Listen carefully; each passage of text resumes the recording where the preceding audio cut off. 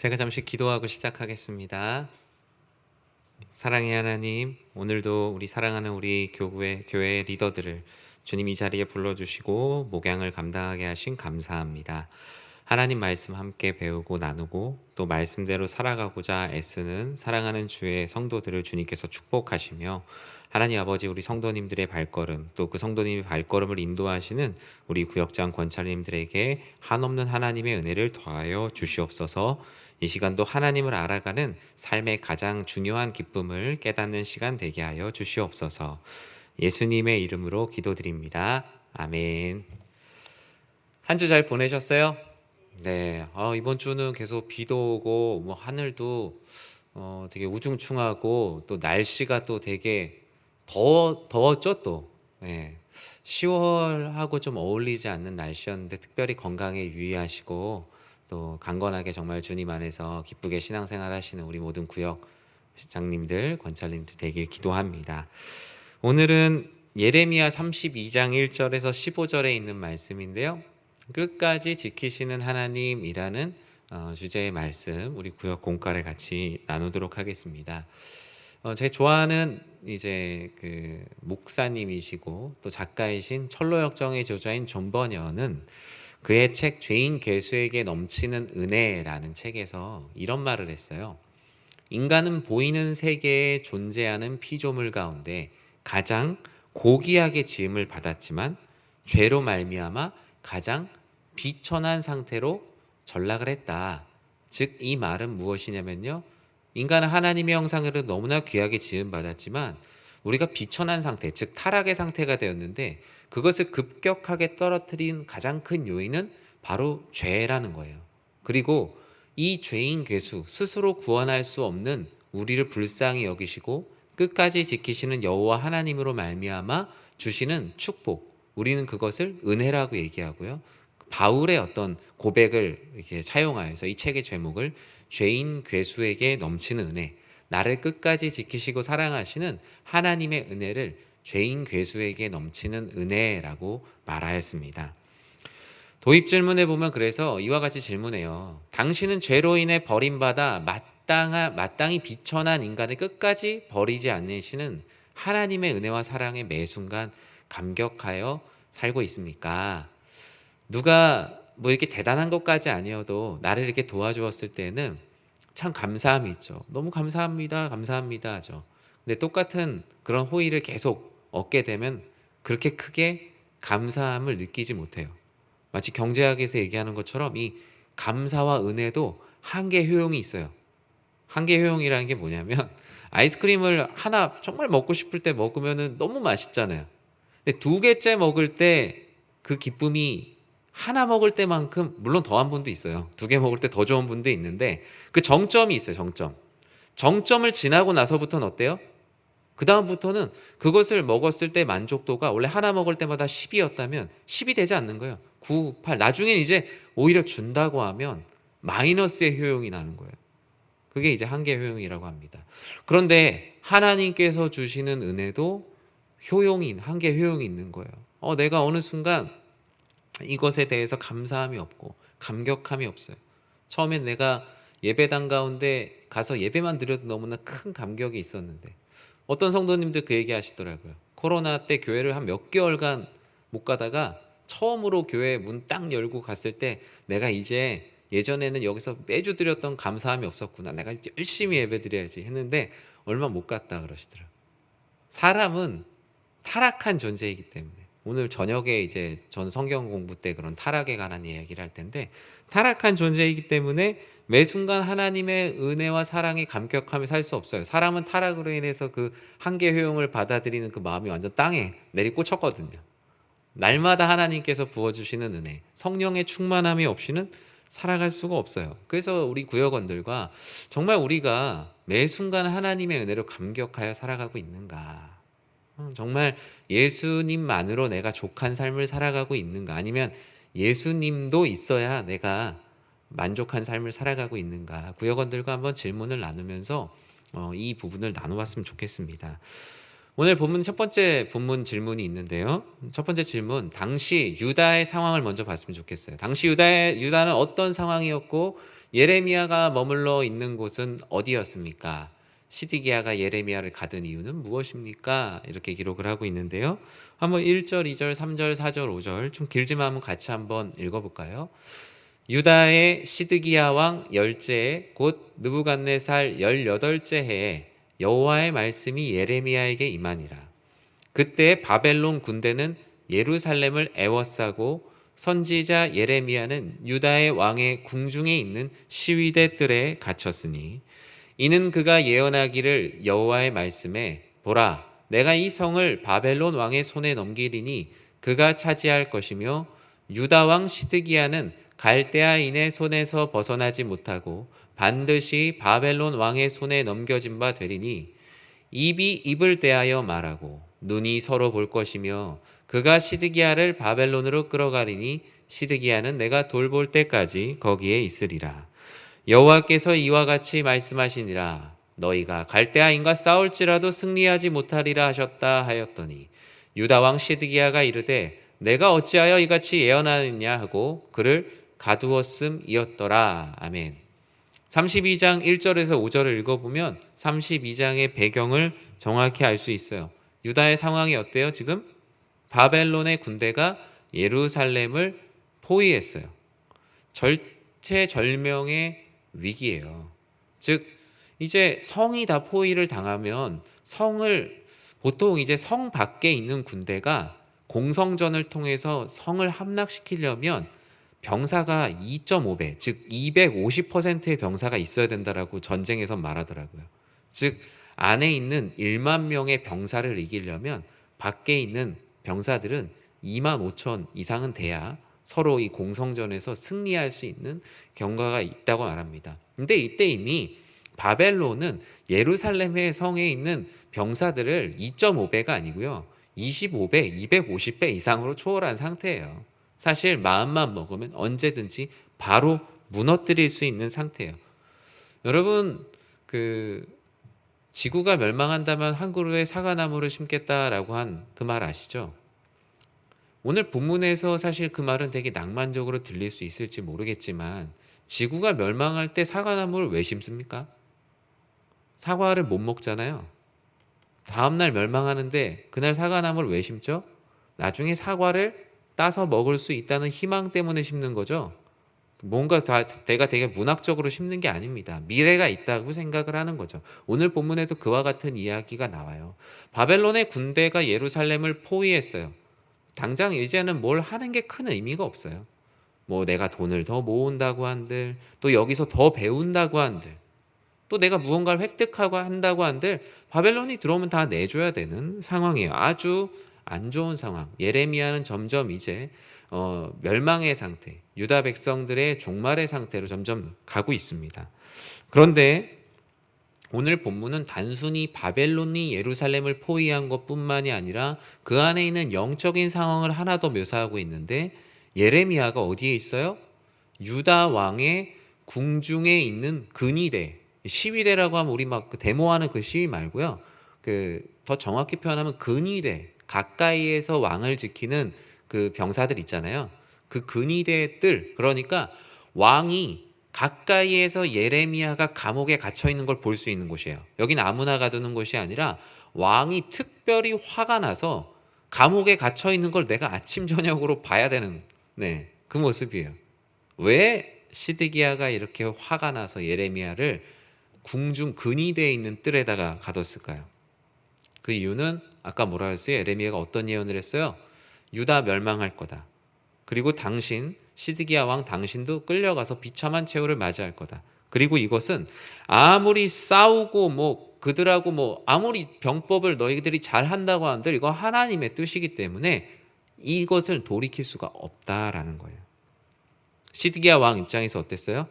어차피 하나님도 안 믿는데 나한테 저렇게 거슬리게 하는 저놈을 당장 내 앞에 있는 근위대 뜰에 가둬라 라고 해서 예레미야를 가둔 거예요. 예언도 거슬렸고요. 시드기야 왕은 어쨌든 끌려가면 죽잖아요. 이제 그렇게 되면 비참한 최후를 맞게 될 거란 말이에요. 시드기야 왕도 뒤로 더 이상 물러설 데가 없었어요. 그래서 예레미야를 하나님의 말씀을 전하는 선지자로 여기지 않고 주변에 있는 사람들의 말과 하나로 모아서 어떻게 했냐면요. 바벨론의 앞잡이라고 생각했어요. 즉 이제 바벨론에서 이미 사주를 받고 밖에서 어쨌든 안을 치려면 아무리 많은 병사가 있어도 상당한 출혈을 감수해야 되잖아요. 제일 좋은 건 뭐예요? 안에서 스스로 무너지는 거예요. 그래서 예레미야를 통해서 이거 싸워봐야 소용없다라고 얘기해서 스스로 항복하게 만드는 그 모습이다라고 해서 예레미야를 첩자라고 그 스스로 생각하려고 노력했던 것 같아요. 네. 그러니까 책임을 전가하고 싶었던 거죠. 왕 입장에서는 지더라도 나중에 역사에 어떻게 남아야겠어요? 아, 네, 난 열심히 싸우려고 했는데 우리 안에 첩자가 들어와서 내부적으로 우린 무너져서 나도 왕이지만 어쩔 수 없었다. 그 얘기를 하고 싶었던 것 같습니다. 두 번째 질문을 보면 또 하나의 관찰 질문을 통해 상황을 볼 수 있어요. 하나님께서는 갇혀있는 예레미야에게 어떤 말씀을 하십니까? 어떤 말씀을 하시냐? 그리고 기업을 물은다라는 것은 무엇을 의미하며 예레미야가 하나멜의 제안을 받은 이유는 무엇입니까? 아마 이 질문을 보시면서 이게 뭔 소리야? 아마 하실 거예요. 뭐 지금 갇혀 있고 상황 안 좋고 뭐 이제 이런 얘기로 전개가 돼야 되는데 질문만 봐도 아마 오늘 본문을 읽어보시지 않으셨거나 본문의 내용을 잘 모르시면 이 질문 자체가 무슨 내용인지 아마 잘 모르실 수 있어요. 한번 6절, 7절, 8절을 읽어보시면 좋을 것 같은데요. 우리 같이 한번 읽어볼까요? 예레미야가 이르되 여호와의 말씀이 내게 임하였느니라. 이르시기를 보라 내 숙부 살룸의 아들 하나멜이 내게 와서 말하기를 너는 아나돗에 있는 내 밭을 사라. 이 기업을 물을 권리가 내게 있느니라 하리라 하시더니 여호와의 말씀과 같이 나의 숙부의 아들 하나멜이 시위대 뜰 안 나에게 와서 이르되 청하노니 너는 베냐민 땅 아나돗에 있는 나의 밭을 사라. 기업의 상속권이 내게 있고 물을 권리가 내게 있으니 너를 위하여 사라 하는지라. 내가 이것이 여호와의 말씀인 줄 알았으므로. 한번 생각을 해볼게요. 예레미야가 6절에 보면 하나님 말씀이 시위대 뜰 감옥 가운데 있는데 하나님 말씀이 임합니다. 그래서 하나님께서 아주 디테일하게 알려주세요. 어떤 분들 하루를 그렇게 시작하는 분들 있다고 하시잖아요. 하나님 안 믿는 분들 중에 신문을 딱 펴면 오늘의 운세, 뭐 개띠 58년생은 오늘 뭐 동쪽에서 오는 뭐 누구를 만나서 뭐 어떻게 뭐 이런 거 있잖아요. 그런 것 이상으로 하나님께서 너무나 세밀하게 예레미야에게 알려주세요. 그런 것들은 다 말도 안 되는 얘기지만 이제 정말 계시, 즉 하나님의 말씀이 예레미야에게 임합니다. 뭐라 그래요? 갑자기 너의 숙부 살룸의 아들 하나멜이 오늘 너에게 면회를 올 거라는 거예요. 그리고 그가 어떤 특별한 말을 할 거라는 거예요. 갇혀있는 예레미야를 향해서 하나님께서 고향 아나돗에 있는 친척 하나멜의 땅을 사라고 너한테 땅 사라고 누가 찾아올 거라는 거예요. 그럼 한번 생각해 보세요. 그냥 다른 시대적인 배경 다 뒤로 하고 여러분 예레미야예요. 하나님 말씀대로 말씀을 전하라고 해서 전했더니 감옥에 갇혀 있어요. 근데 하나님이 아침에 기도 가운데 말씀하셨어요. 오늘 평소에 만나기 힘들었던 너의 숙부 살룸의 아들 하나멜이 올 건데 하나멜이 너에게 땅을 사라고 할 거다.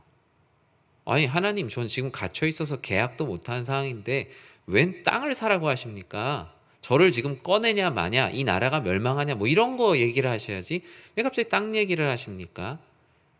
그러면서 기업 물을 권리가 너에게 있기 때문에 하나님께서 내가 지금 이 하나멜을 너에게 보낼 거다. 기도를 마치고 정말 그날 이 일이 일어난 거죠. 8절에 보면 이렇게 써 있잖아요. 여호와의 말씀이 숙부의 아들 하나멜이 딱 와서 실제로 청합니다. 그러면 기업을 물은다라는 것에 대해서 일단 좀 아셔야 돼요. 왜냐하면 하나멜이 땅을 사라 그러니까 예레미야가 왜요? 제가 왜 땅을 사야 됩니까? 라고 얘기할 때 그 땅을 사야 되는 이유에 대해서 기업 물을 권리가 너에게 있다라고 갑자기 얘기해요. 기업을 물은다. 이게 구약의 오랜 토지와 긍휼의 관습이에요. 토지법이기도 하고 오늘날로 얘기하면 이제 토지법이기도 하고 그리고 사회복지법이기도 해요. 그러니까 그 국토부와 이제 보건복지부에 동시에 이제 있는 법이에요. 가난해져서 예를 들어 제가 되게 가난해졌어요. 그런데 저희 집안에 기업이 있어요. 하나님으로부터 받은 기업이 있어요. 근데 이거 팔아야 되잖아요. 근데 이게 다른 가문에게 넘어가지 않도록 나와 같은 가문에 있는 먼 친척이라고 해도 그 친척이 토지를 대신 매입하여 주고 가문의 기업을 지킬 권리와 의무가 있어요. 그러니까 뺏기면 안 되는 거예요. 다른 지파나. 그래서 이 지파 안에서 가난한 어떤 가문을 돕는 거예요. 같은 지파가 워낙 크잖아요. 12지파니까. 그러면 좀 잘 사는 가문도 있을 거 아니에요. 그러면 몰락한 가문의 재산을 어떻게든 매입을 해서 그것에 대한 답을 그걸 주고 하는데 이것도 아무나 할 수 있는 게 아니라 기업 물을 권리가 있는 사람들이 있어요. 뭔가 도덕적으로나 모든 면에서 인정받은 이들이죠. 그래서 예레미야에게 갑자기 그 땅을 사야 될 일이 생긴 거예요. 숙부 하나멜의 제안을 받아들인 이유가 뭐예요? 하나님께서 앞에 기도할 때 말씀하셨잖아요. 그리고 하나님과 교제가 있는 자에게 주시는 특별한 복이에요. 여기서 얘기한 건 땅 없었는데 땅 주인 됐다는 얘기가 아니에요. 네, 이 땅은 사실은 그 땅을 가졌을 때 도움이 안 되는 땅일 수도 있거든요. 근데 하나님께서 말씀하셨기 때문에 그는 하나님의 명령에 따라서 나아갑니다. 즉 하나님께서 끝까지 지키시는 것이 무엇인지 예레미야에게 점점 알려주고 계세요. 세 번째 질문에 보면 더 자세히 나옵니다. 예레미야가 이제 밭을 구매한 다음에 갑자기 자신의 서기관과 같은 역할을 했던 바룩을 부릅니다. 바룩을 불러서 뭔가를 부탁을 해요. 그리고 하나님께서 밭을 구매할 때 봉인된 증서와 봉인되지 않은 증서를 줘요. 요즘에 계약서 2개 쓰는 거랑 조금 다른 의미인데 2개를 줍니다. 여기서 나타난 어떤 고대 근동의 문화와 하나님의 의도가 무엇인가 한번 볼 텐데요. 9절에서 15절, 14절까지 같이 한번 읽어볼까요? 내 숙부의 아들 하나멜의 아나돗에 있는 밭을 사는데 은 17세겔을 달아주되 증서를 써서 봉인하고 증인을 세우고 은을 저울에 달아주고 법과 규례대로 봉인하고 봉인하지 아니한 매매 증서를 내가 가지고 나의 숙부의 아들 하나멜과 매매 증서의 인친 증인 앞과 시위대 뜰에 앉아있는 유다 모든 사람 앞에서 그 매매 증서를 마세야의 손자 네리야의 아들 바룩에게 붙이며 그들의 앞에서 바룩에게 명령하여 이르되 만군의 여호와 이스라엘의 하나님께서 이와 같이 말씀하시기를 너는 이 증서 곧 봉인하고 봉인하지 않은 매매 증서를 가지고 토기에 담아 오랫동안 보존하게 하라. 아멘. 어떤 말씀인지 이해를 시켜드릴게요. 바룩 예레미야가 계약을 했어요. 근데 계약을 하고 바룩에게 얘기하잖아요. 먼저 토기에 담아두라. 안전하게 오랫동안. 이 계약은 의미 없는 계약이 아니라는 거예요. 마치 지구가 멸망하기 전날에 사과나무를 심는데 그것이 희망이기도 하지만 당장 내일 지구 멸망하는데 의미가 없다라는 게 아니라 보존되는 거라는 거예요. 그러니까 이 하나멜의 땅을 산 것은 하나님 안에서 아주 영구한 의미가 있다라는 것을 어떻게 해요? 너랑 나랑 둘만 알고 있자 그랬어요? 아니에요. 거기서 내가 시위대 뜰에 갇혀서 나를 조롱하는 사람이든 그 모습을 보고 있는 왕이든 거기에 관심 없는 모든 사람들이 이 계약을 봐야 된다. 이 계약은 비밀스러운 계약이 아니라 이 계약 안에 담겨있는 하나님의 비밀이 있기 때문이다 라고 말하고 있어요. 그리고 바룩을 계약의 대리인으로 삼고 많은 사람들 앞에서 공증합니다. 공중 앞에서 공증해요. 이 당시에 근데 땅을 샀잖아요. 그러면 땅값 되게 궁금하잖아요. 땅값이 얼마냐? 땅값이 은 17세겔이에요. 은 17세겔이 어느 정도냐면 당시에 한 사람 연봉이 1년에 은 10세겔 정도 돼요. 그러면은 1년 반 정도 되죠.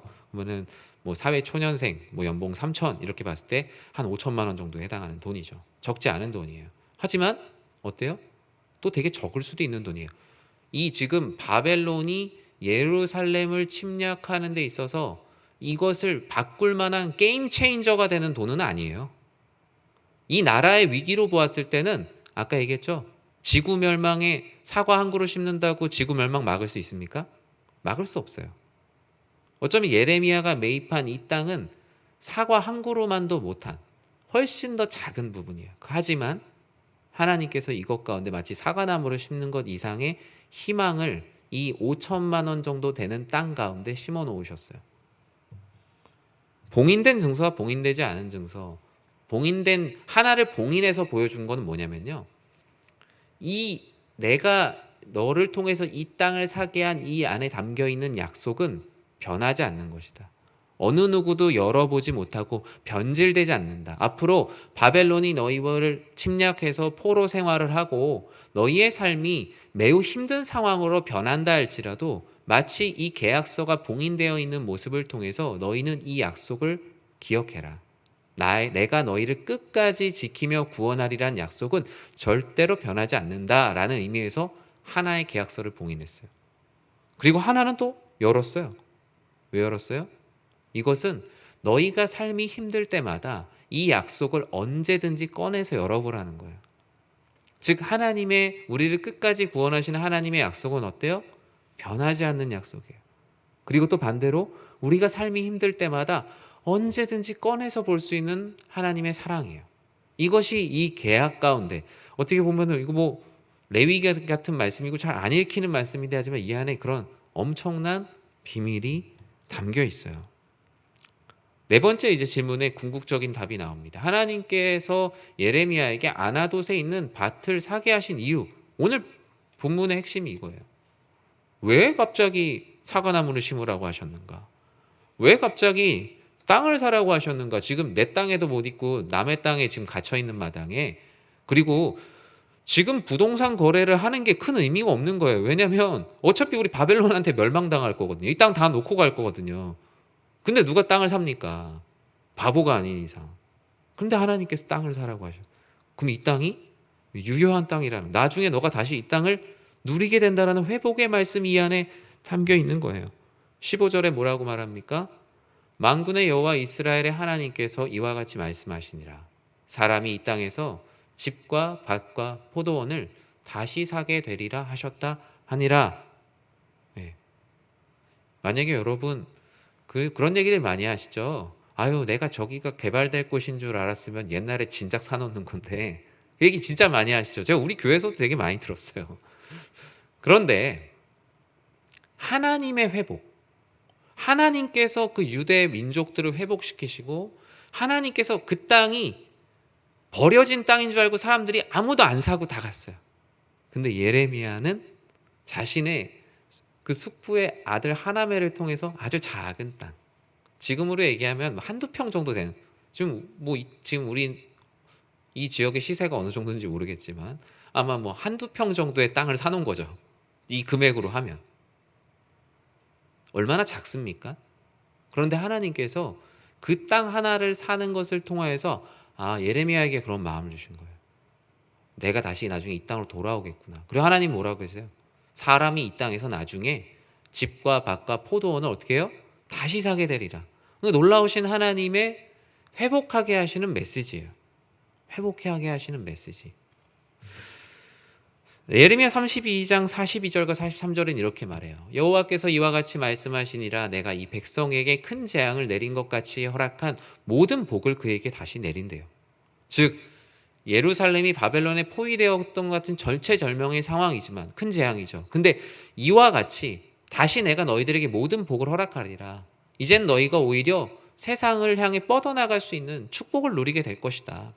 너희가 말하기를 황폐하여 사람이나 짐승이 없으며 갈대아인의 넘긴 바 되었다 하는 이 땅에서 사람들이 이제는 다시 밭을 사게 될 것이다. 너가 지금 아무런 의미 없는 상황 가운데 심었던 그 사과나무 하나, 남들이 볼 땐 그게 여기 왜 심겨있나 할 텐데 나중에는 훗날 이곳에 와서 너와 같이 동일하게 수많은 사람들이 다시 사과나무를 심게 될 것이다.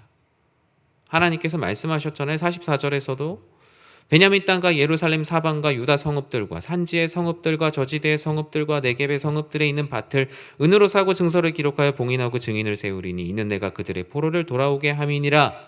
여호와의 말씀이니라. 이미 일어나기 전에 하나님께서 모든 것을 약속하셨다는 거예요. 즉 아나돗의 밭을 사라고 하신 궁극적인 이유는 내가 너희를 끝까지 지킨다는 거예요. 바벨론의 포로로 70년 포로 생활하지만 꼭 기억해라. 다시 돌아오게 된다는 것을. 그러면 어떻게 해요? 여러분, 희망이 있으면 포기하지 않아요. 희망이 있으면 끝까지 해볼 수 있어요. 스포츠도 그렇잖아요. 이제 무언가 지금 계속 지고 있는데 시즌이 끝나기 전에 우리 팀의 에이스가 돌아와요. 남은 20경기 남겨놓고 딱 돌아와서 남은 경기 다 이기면서 우승하게 된다라는 거예요. 그러니까 지금 계속 지고 있어도 어떻게든 자기 자리에서 계속 플레이를 하라는 거예요. 그리고 이제 곧 바벨론이 침략하는 건 궁극적으로 사실이에요. 그리고 멸망하게 될 거고 어떻게 돼요? 포로로 다 착고를 끼고 다 바벨론까지 걸어서 포로로 가게 될 거거든요. 이제 앞으로 큰 일이 일어날 건데 큰 일이 일어나도 정신 똑바로 차려라. 그 가운데 나는 너희를 구원할 것이니 너희 자녀들에게 계속적으로 하나님의 말씀을 가르치고 하나님의 사람으로 어떻게든 살아내고 있어라. 그러면 너희는 지금 사두었던 그 땅, 그 옆에다 너희도 땅을 사고 밭을 사고 너희의 처소를 다시 꾸리게 될 것이다. 하나님께서 다시 은혜를 베풀어 줄 것이다라는 거예요. 이것이 바로 유다 백성들을 향한, 그리고 하나님을 하나님으로 믿는 신자들에게 주시는 참된 복이에요. 저는 여러분들의 삶이 정말 그런 삶이 되기를 진심으로 기도합니다. 되게 설교 같은데 네, 정말로 그렇게 하나님께서 지금 현재 삶 가운데 황폐하고 당장 오늘 내가 이 일을 하는 게 의미가 있나 싶을 정도의 신앙적인 일들이 있을 거예요. 어떤 분은 정말 삶이 어려운 가운데 내가 오늘 예배드리러 나오는 게 의미가 있나, 정말 그 한 평의 땅을 사고 한 그루의 그 희망의 나무를 심는 것이 의미가 있나. 근데 저는 우리 사랑하는 우리 교회 성도님들이 교회의 어려움 가운데도 끊임없이 그 작은 땅들을 사고 나무를 심어 오셨기 때문에 하나님께서 회복하게 하실 것을 저는 믿어요. 마치 이 말씀처럼. 그리고 우리는 하나님의 놀라운 은혜를 누리게 될 거예요. 적용 질문에 보면 5번째 질문에 이렇게 말하잖아요. 하나님께서는 포로로 끌려간 유다 백성을 버리지 않으시고 기업을 회복시키시고 구원을 베푸세요. 우리와 우리 공동체에게 주시는 하나님의 은혜예요. 나는 이처럼 끝까지 버리시지 않는 하나님의 사랑을 경험해 봤습니까? 삶의 작은 이야기들이라도 좋으니 구역원들하고 꼭 나눠보세요. 나는 하나님 앞에 내가 마음을 되게 탁 닫았었는데 하나님께서 나를 끝까지 기억하시고 때로는 어떤 집사님을 통해서 어떤 사람을 통해서 아니면 강단에서의 말씀을 통해서 기도하는 가운데 묵상하는 가운데 어떤 사건을 통해서 하나님께서 나를 여전히 붙들고 계시다는 걸 느꼈다. 그런 점들을 같이 좀 나눠볼 수 있었으면 좋겠어요. 그리고 마지막 질문에서 6번째 질문에선 나를 끝까지 버리지 아니하시는 하나님의 사랑과 구원의 은혜를 잊지 않고 살아가기 위해서 내게 필요한 것이 무엇일까? 한번 생각해 보세요. 마치 예레미야가 하나의 땅을 샀던 것처럼 정말 나는 어떻게 나와 내 가정과 내 공동체를 향한 하나님의 끝까지 사랑하시는 그 사랑을 어떤 방식으로 심어 놓을 것인가? 나는 내가 영적으로 회복하기 위해서 이런 이정표들을 심어놔야지, 이런 일들을 해야지라는 구체적인 목표를 구역원들과 꼭 세워봤으면 좋겠어요. 교회의 어떤 부흥과 회복을 위해서도 마찬가지예요. 예레미야는 한 평의 땅을 사며 그 포로 생활하는 가운데 기다렸는데, 그럼 나는 교회의 궁극적인 회복을 위해서 어떤 모습으로 희망을 가지고 헌신할 것인가? 어떻게 구체적으로 기도할 것인가? 나는 어떻게 신앙생활을 할 것인가? 나는 어떻게 한 영혼을 구원하기 위해 최선을 다할 것인가를 구체적으로 나의 플랜들을 적어봤으면 좋겠어요. 예레미야도 그냥 하나님 잘 될 겁니다 하고 있었던 게 아니라 아주 특별한 계약을 했잖아요. 하나님께서 여러분의 삶 가운데 구체적으로 일하실 것을 기대할 때 마치 시위대들에 갇혀있던 예레미야에게 아침에 하나님께서 나타나셔서 오늘 너는 숙부의 아들을 갑자기 만날 거야. 그리고 갑자기 너는 땅을 사게 될 거야. 라고 얘기하는 것처럼 여러분의 삶에도 정말 C.S. 루이스가 말하는 예기치 않은 기쁨, 그런 예기치 않은 기쁨이 날마다 찾아오는 우리 구역장 권찰님들 되시길 진심으로 기도합니다. 2가지 기도 제목 놓고 구역원들과 꼭 기도해 주세요. 나를 끝까지 버리지 않으시고 구원의 은혜를 베푸시는 하나님의 사랑, 우리 늘 경험하는 우리 구역원들 될 수 있도록. 그리고 하나님의 언약, 그 땅을 사라고 말씀하시고 거기에 대한 희망을 가지라고 말씀하신 하나님의 백성답게 죄악을 멀리하고 하나님의 베푸신 구원의 은혜를 날마다 기억하며 살아가는 믿음의 공동체, 믿음의 가정, 믿음의 부부, 믿음의 교회, 믿음의 구역 될 수 있도록 기도해 주시기 바랍니다. 제가 기도하고 마치도록 하겠습니다. 사랑의 하나님, 하나님께서 너무나 사랑하시는 우리 구역장 권찰님들 주님의 이름으로 사랑하고 축복합니다. 이분들의 입술을 통해서 선포되는 하나님 말씀, 또 하나님 말씀대로 살아가고자 권면하는 수많은 말씀들을 통하여서 많은 곳에 희망이 심기게 하여 주시옵소서. 하나님께서 함께 하시는 은혜가 더욱더 가득하여 우리 안에 힘들 때마다 심어 놓았던 그 희망 하나하나가 모여서 하나님 나라가 이 땅에 임하는 귀한 일들에 사용되게 하여 주시옵소서. 예수님의 이름으로 기도드립니다. 아멘. 네, 구역 목장 건축 공부를 이렇게 마치도록 하겠고요. 우리 비가 오는데 우리 조심히 안녕히 돌아가시기 바랍니다. 감사합니다.